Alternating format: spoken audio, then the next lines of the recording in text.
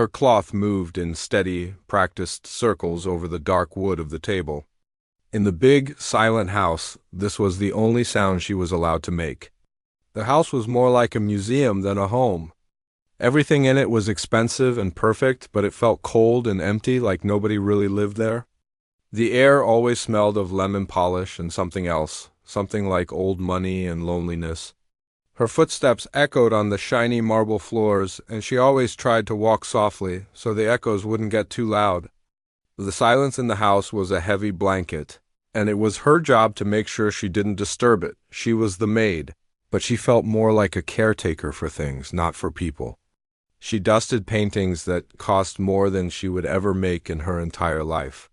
She polished silver that was never used for a family dinner. She cleaned rooms that looked like nobody had ever sat in them. The man who owned the house, a very rich man who made his money with computers and technology, was like a ghost himself. He would leave early in the morning in a quiet, expensive car and come back late at night. Most of his time at home was spent in his study, a room with a big, heavy door that was always closed. It was a fortress of wood and glass, and nobody went in unless they were called. The house ran on his rules, even when he wasn't there.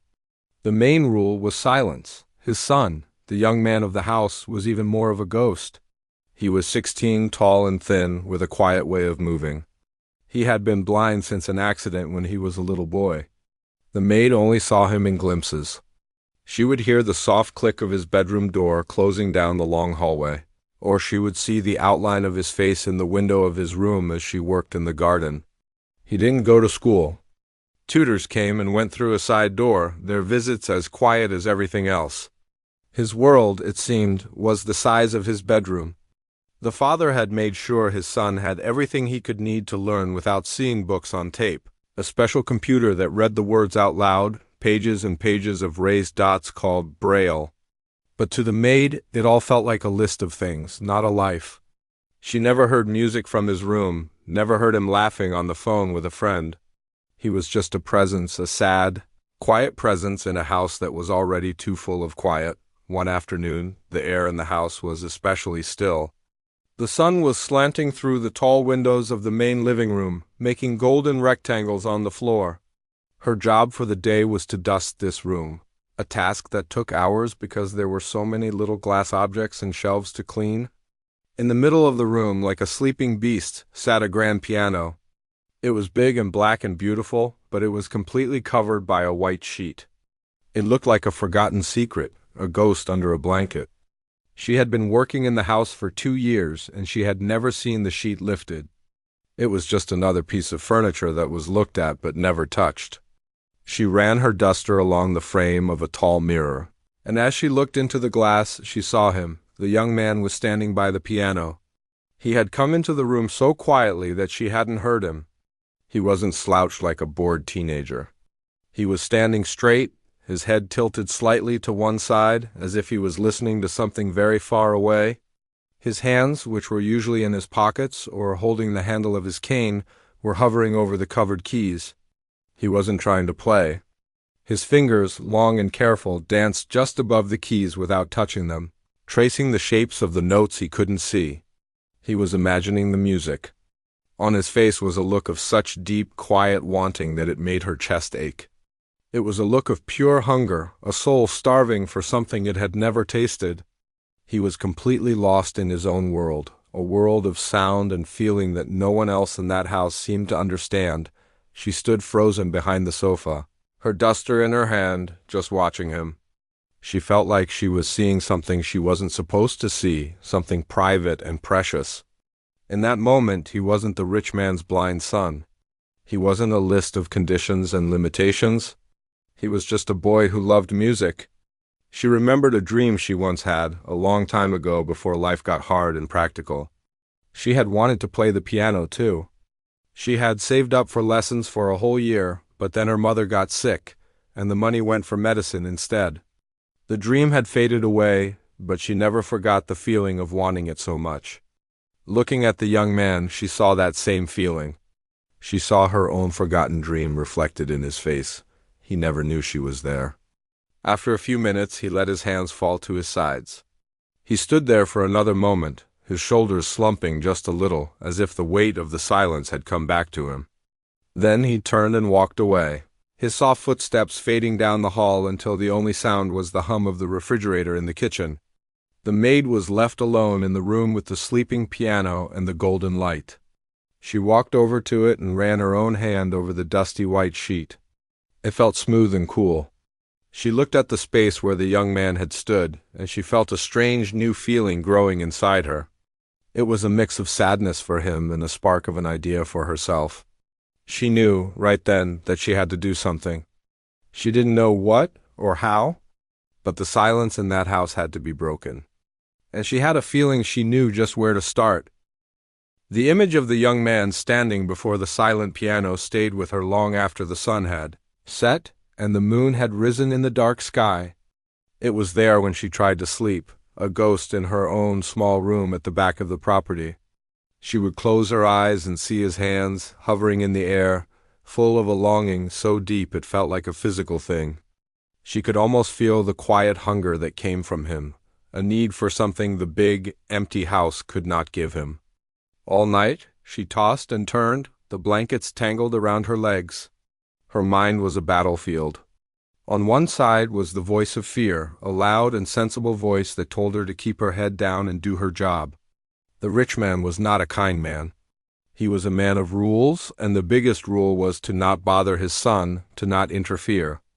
To break that rule would mean losing her job, a job she needed badly. It would mean being thrown back out into the world with nothing, but on the other side of the battlefield was a quieter, stronger voice.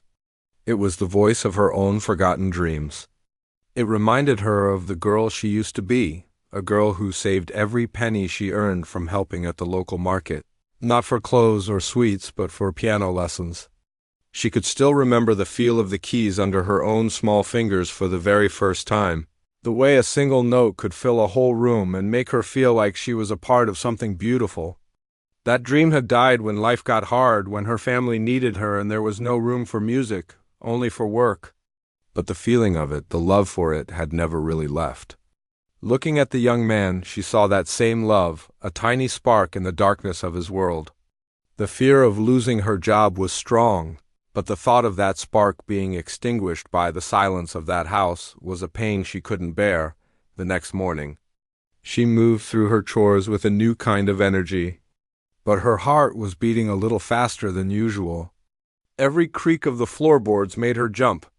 She felt like she was carrying a secret, even though she hadn't even done anything yet. Her plan was simple, but it felt like the most dangerous thing in the world. She had to talk to him. She found her chance in the late morning. The rich man had left for an important meeting, and the tutors had finished for the day. The house was quiet, but it was a different kind of quiet now, a quiet full of possibility. She knew the young man often spent his time in the library, a room filled with thousands of books he could not see, but could listen to on his special machine. She stood outside the library door for a long time, her hand raised to knock, but frozen in midair. She could hear the soft, robotic voice of the reading machine from inside. What would she even say? "Hello, I'm the maid, and I think you should learn piano." It sounded crazy. He would think she was mad. Taking a deep breath, she pushed the fear down and knocked softly, 3 times. The robotic voice stopped. There was a moment of silence and then a quiet, "Come in." She pushed the heavy door open and saw him sitting in a large leather chair by the window. He had turned his head towards the door, his face a mask of polite confusion. No one ever came to talk to him here, not unless it was a tutor or his father. She walked in, her hands clasped in front of her apron, feeling more nervous than she had ever felt in her life. "I'm sorry to bother you," she started, her voice a little shaky. "I was just, I saw you yesterday. In the living room. By the piano." The young man's expression changed. A wall went up. His shoulders tensed, and he looked down at his hands in his lap. "My father doesn't like anyone touching the piano," he said, his voice flat and defensive. "It's just for decoration." "I know," she said quickly, taking another step into the room. "I wasn't watching to get you in trouble. It's just, I saw the way you were standing, the way your hands were." You look like you wanted to play it." He didn't say anything. He just sat there, his face turned away from her. She felt a pang of pity for him. He was so used to protecting himself, to hiding his feelings. She decided to just say it, to be honest. "I used to want to play, too," she said softly. "A long time ago. I never got the chance." This made him look up. His face was still guarded, but there was a flicker of something in his eyes. Curiosity. "You did?" he asked. "Yes, and I think I could teach you. A little, if you wanted." The silence that followed was the heaviest she had ever felt. It stretched out between them, thick with unspoken fears and hopes. She could see his mind working, the conflict on his face clear even to her. He wanted to, she could see it, but he was scared. Finally he spoke, his voice barely a whisper. "He would be angry, your father?" He nodded slowly. "He says it's a waste of time. He says music is for people who can see the notes, who can see the sheet, the conductor. He says it would only frustrate me." The words sounded like they had been said to him many, many times. They were not his own words. They were his father's, planted in his mind like seeds of doubt. "We wouldn't have to tell him," she said, the words tumbling out now. "It could be our secret. Just for a little while, to see if you like it. We could do it when he's not here. In the afternoons." She held her breath, waiting for his answer. This was it. The moment that could change everything or nothing at all. He looked at her, or rather, he looked in her direction, with those sightless eyes that seemed to see so much more than people gave him credit for. The flicker of curiosity grew into a tiny flame of hope. He thought about the cold silence of his days, the endless audiobooks, the feeling of being a guest in his own life. Then he thought about the feeling of the keys under his fingers, the imagined music in his head. He took a slow, deep breath. "Okay," he said, "but it has to be a secret." A wave of relief washed over her so strong it almost made her knees weak. She smiled, a real, genuine smile. "I promise," she said. "It will be our secret." And so the secret lessons began. The next day at 3 o'clock sharp, the time when the rich man was always on his long, important business calls, she found the young man waiting nervously by the library door. She led him down the hallway, their footsteps soft on the carpet, as if they were sneaking out of a castle. The living room was bathed in the soft, golden light of the afternoon. The piano sat there, still covered by its white sheet. With a deep breath, she pulled the sheet off. The black wood shone, and the white keys seemed to glow in the quiet light. She didn't start with music. She started with touch, just as she had planned. She sat on the bench and patted the space beside her. He sat down, his body stiff with anticipation. "Don't think about playing a song yet," she said in a gentle voice. "Just feel it. Let your hands get to know the piano." She guided his hands to the keys. "Feel the difference," she said. "The white keys are wide. The black keys are narrow and raised.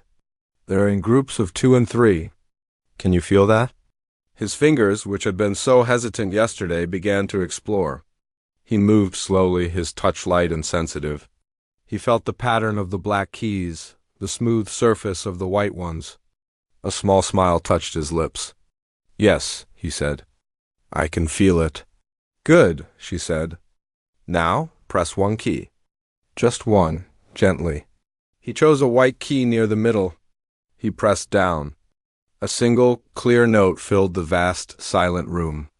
It was a beautiful sound, pure and simple. The young man's head tilted to the side, his whole body focused on the sound as it faded away. He had heard notes before, of course, but this was different. This was a note he had made. It was a sound that had come from his own touch. "Keep your finger on it," she whispered. "Feel the vibration." He kept his finger pressed down, and a look of wonder spread across his face. He could feel the music traveling up his finger, through his hand and into his arm. He was feeling the sound. In that moment, the maid knew she had done the right thing.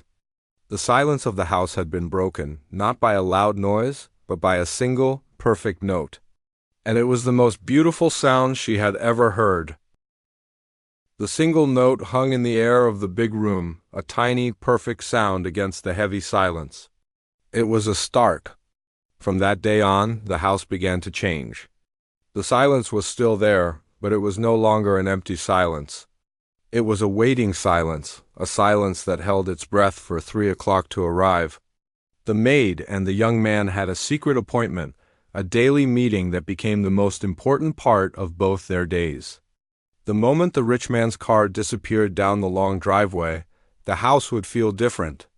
It felt lighter, full of a quiet excitement. The lessons grew, one small step at a time. She didn't have any books or proper teaching methods. All she had was her own old memories and a deep love for the music. She started by teaching him scales, not by reading notes, but by feeling patterns. "Feel this," she would say, guiding his hand. "From this C, you play the next white key, then the next, but then you skip this black one and press the white one after." He learned the geography of the piano with his hands. His fingers, which had once only known the smooth pages of Braille books, now danced across the keys, learning the landscape of sound. He was a fast learner, his mind hungry for the patterns. His blindness, which his father saw as a wall, was actually a door. It forced him to listen and feel in a way that people with sight never had to. He didn't get distracted by the look of the room or the sheet music. His whole world was the touch of the keys and the sound they made. After a few weeks of scales and simple exercises, she decided to try something new. She hummed a simple, old melody, a folk song her grandmother used to sing to her. It was a happy, bouncy tune. "Can you try to find that?" she asked. He tilted his head, listening to her hum it one more time. Then his fingers began to move. They were slow at first, searching, questioning. He would press a key, shake his head, and try another. But then something clicked. His fingers found the path, and the melody emerged, note by note. It was clumsy at first, like a child taking its first steps. But he didn't give up. He played it again and again, each time a little smoother, a little more confident.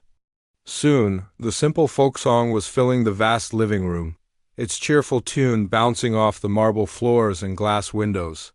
The maid sat beside him, her heart swelling with a feeling so powerful it almost brought tears to her eyes. She wasn't just teaching a boy to play piano. She was giving him a voice. The music changed him. It was like a plant that had been kept in a dark closet was finally brought into the sun. The young man's shoulders, which were usually slumped in a way that made him look smaller than he was, started to straighten. He began to hold his head high. He started talking more, not just during the lessons. One morning, as she was watering the plants in the hallway, he came out of his room. "That smells nice," he said, referring to the damp earth of the flower pots. It was the first time he had ever started a conversation with her. His voice was clearer, more confident. He was no longer a ghost haunting the hallways. He was becoming a person in the house. The music became his language. When he was happy, his fingers would fly across the keys in fast, joyful runs. When he was feeling thoughtful, he would play slow, deep chords that seemed to hold the sadness of the world. The maid learned to read his moods through his music. She could tell if he'd had a good day or a bad day, just by listening to the first few notes he played when he sat down at the piano. Their bond grew deeper than anything she had ever experienced. It was a friendship built on a shared secret and a shared passion. She felt a sense of purpose she hadn't felt in years. She wasn't just cleaning a rich man's house anymore. She was helping a young man's soul to sing, but as the music grew louder and more complex, so did the fear. The secret was a heavy, precious thing they both carried.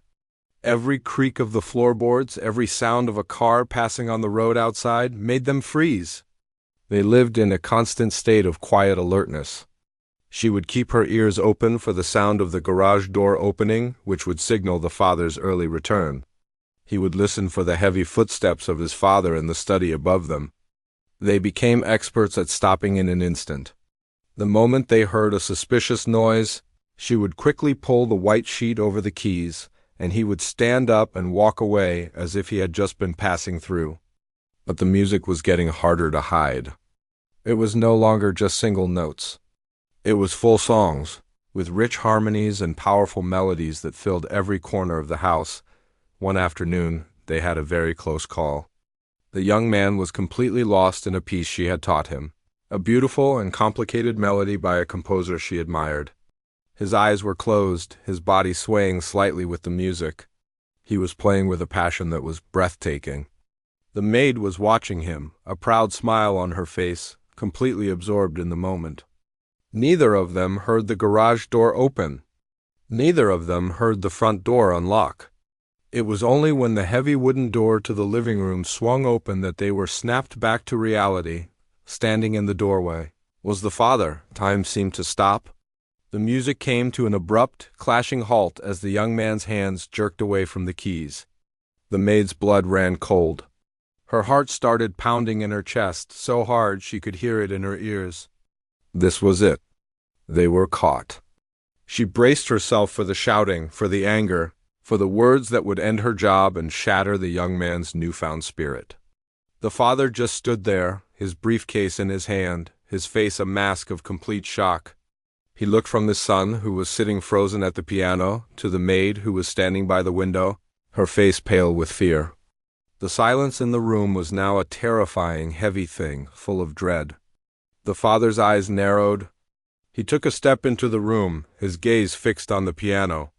He opened his mouth to speak, and the maid held her breath, waiting for the world to fall apart. But then he stopped. He shook his head slightly as if to clear it, and then, without saying a single word, he turned and walked out of the room. Heading towards his study, they both sat there, stunned, for a long time after he was gone. The maid could feel her hands shaking. The young man was pale and silent. The close call had been terrifying, but it had also shown them something. The father had heard the music. He had seen them. And for some reason he hadn't exploded. He hadn't fired her on the spot. He had just left. It was confusing and frightening, but it also felt like a tiny, fragile crack in the wall of his strict rules. The danger was greater than ever, but the hope that maybe, just maybe, their secret world could survive, had grown a little bit stronger. The maid looked at the young man, and he slowly turned his head in her direction. They didn't need to speak. They both knew they had crossed a line and there was no going back. The only thing to do now was to keep going and to be more careful than ever. The music had to continue. The silence that followed the father's sudden appearance and disappearance was heavier and more terrifying than any silence that had come before. It was a silence filled with unspoken questions and a dread that settled deep in their bones. The young man sat rigid at the piano, his hands trembling in his lap. The maid stood frozen by the window, her heart still thudding against her ribs like a trapped bird. For a long moment neither of them moved or spoke. They just listened, half expecting to hear the angry, booming voice of the father calling for them from his study. But the house remained quiet.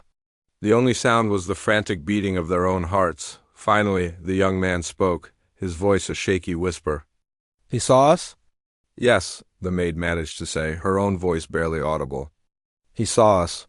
He's going to stop this," the young man said, and it wasn't a question. It was a statement of fact full of a deep, sad resignation. "He's just waiting. He'll wait until you're gone and then he'll talk to me. He'll take this away." He reached out and ran his hand over the smooth, cool keys of the piano, a gesture of farewell. The music that had filled his world with color and light was about to be snuffed out, and he looked utterly broken. The maid felt a surge of protectiveness so strong it made her want to march down the hall and confront the father right then and there. But she knew that would be foolish. It would only make things worse. Instead, she walked over to the piano bench and sat down beside him, keeping a respectful distance between them. "We don't know that for sure," she said, trying to inject a confidence into her voice that she didn't feel. "He didn't say anything. Maybe he was just surprised." "He doesn't get surprised," the young man said, shaking his head. "He gets disappointed, and then he gets angry." He had lived with his father's rules his whole life. He knew the patterns. This was a rule that had been broken, a big one. There would be a consequence. The next few days were tense and strange. The secret lessons didn't stop, but they changed. They became shorter, quieter, and filled with a new anxiety. They would jump at every little sound, the hum of the refrigerator, the creak of the house settling, a car driving down the street outside. The joy had been tainted by fear. The young man still played beautifully, but now there was a hesitance to his music, a carefulness that hadn't been there before. The maid tried to encourage him, to bring back the spark, but the shadow of the father's unspoken judgment hung over them both. She would find herself looking over her shoulder every few minutes, her nerves stretched thin. The beautiful secret they had shared now felt like a dangerous burden, but even in the midst of this fear, the young man's talent continued to grow. It was like a river that couldn't be stopped. He was no longer just learning the notes she taught him. He was starting to understand the language of music on his own. He would take a simple melody she showed him and change it, adding his own chords and harmonies, turning it into something new and deeply personal. He was composing in his own quiet way. He was using the piano to tell his own story, the story of a boy who lived in a silent world, who had found a voice. One afternoon she brought him a new piece. It was more complex than anything he had tried before, full of deep, sad chords and soaring, hopeful melodies. It was a piece that spoke of loss and then of finding light again. "I think you're ready for this," she said, her voice full of pride. He ran his fingers over the braille notes she had transcribed for him, his face a mask of concentration. He played through it slowly at first, his brow furrowed in thought. Then he played it again, a little faster. And again. Soon, he wasn't just reading the notes anymore. He was feeling them, living them. The music filled the room, and for a little while, they both forgot to be afraid. They were lost in the sound. The young man played with a passion that was breathtaking, his body swaying with the emotion of the piece. He poured all his loneliness, all his hidden hopes, all his newfound joy into the music. It was the most beautiful thing the maid had ever heard. It was the sound of a soul set free. They were so lost in the music that they didn't hear the garage door open. They didn't hear the key in the front door. They didn't hear the hurried footsteps in the hallway.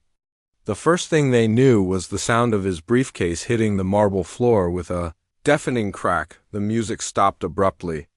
Mid-note. The maid's head snapped around and her heart felt like it stopped. The father was standing in the doorway to the living room, just like before. But this time was different. This time, his face wasn't just a mask of shock. It was a canvas of raw, overwhelming emotion. His eyes were wide, his mouth slightly agape. He looked not at his son, not at the maid, but at the piano, as if he couldn't believe what he was hearing. He looked like a man who had just seen a ghost. The young man sat frozen, his hands hovering over the keys, his face pale with terror. The maid braced herself for the explosion. She waited for the shouting, for the accusations, for the words that would end everything. "How dare you?" she imagined him saying.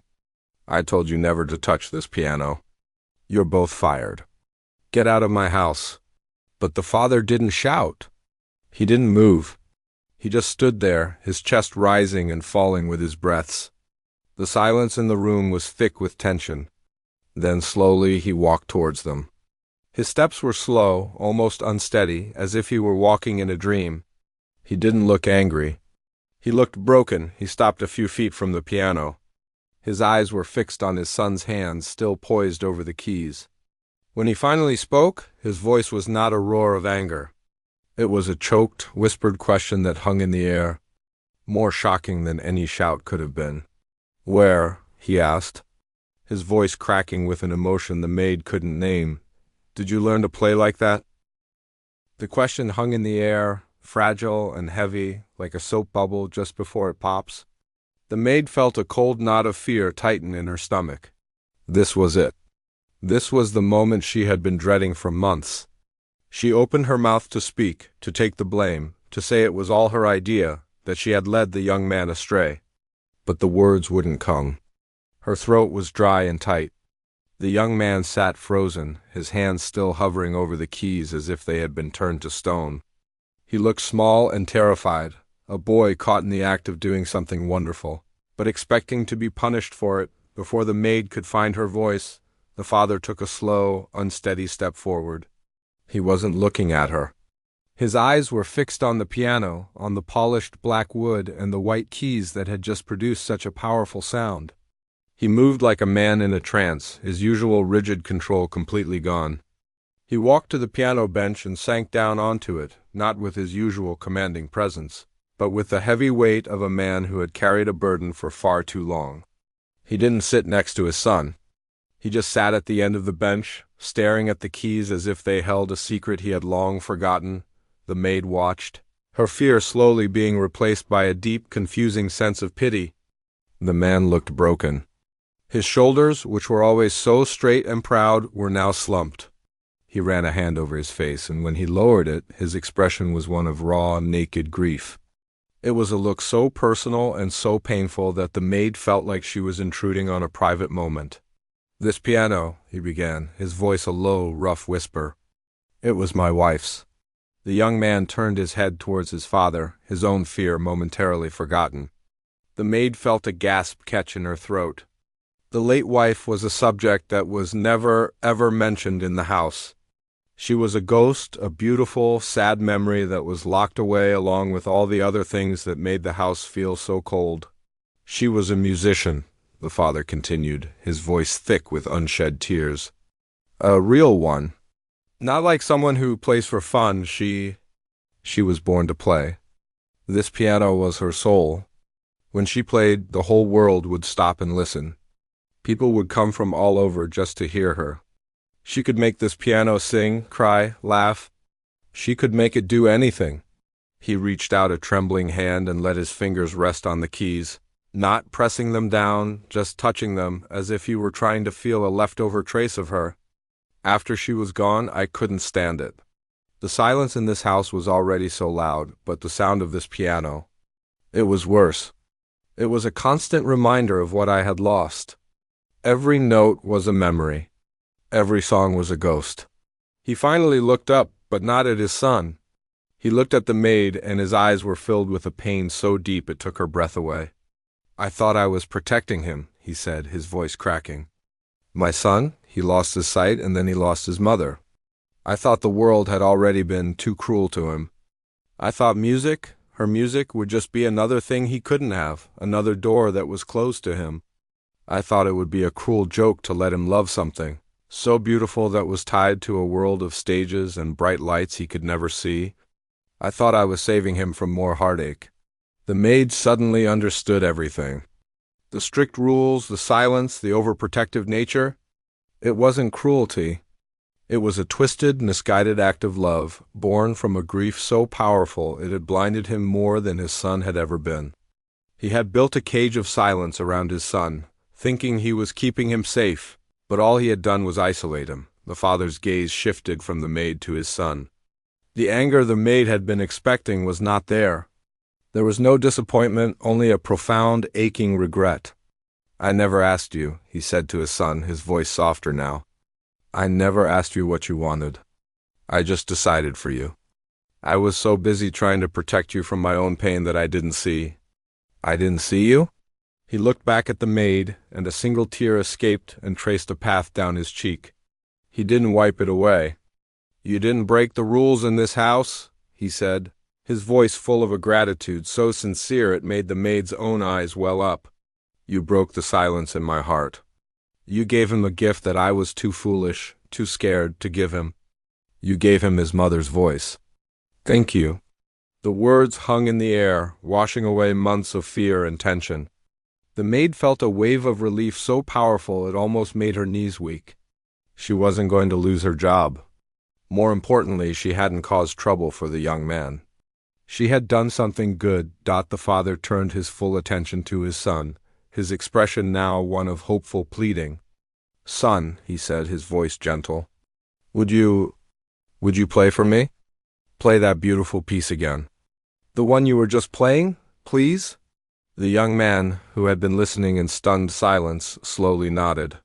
He looked towards his father, a look of dawning understanding on his face. He wasn't just a disobedient boy anymore. He was a bridge between his father's past and his own future. He turned back to the piano, and his hands, which had been trembling with fear, were now steady with purpose. He began to play. The music that filled the room this time was different.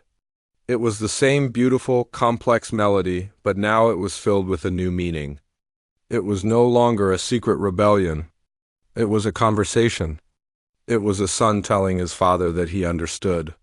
It was a father hearing the voice of his wife through the hands of his son. The maid stood back, watching as the father leaned forward, his elbows on his knees, his head in his hands, his shoulders shaking with silent, healing sobs. The house was no longer a museum. It was no longer a silent, cold monument to wealth and grief. It was a home. And for the first time in a very long time, it was filled with the sound of music and the sound of a family beginning to heal.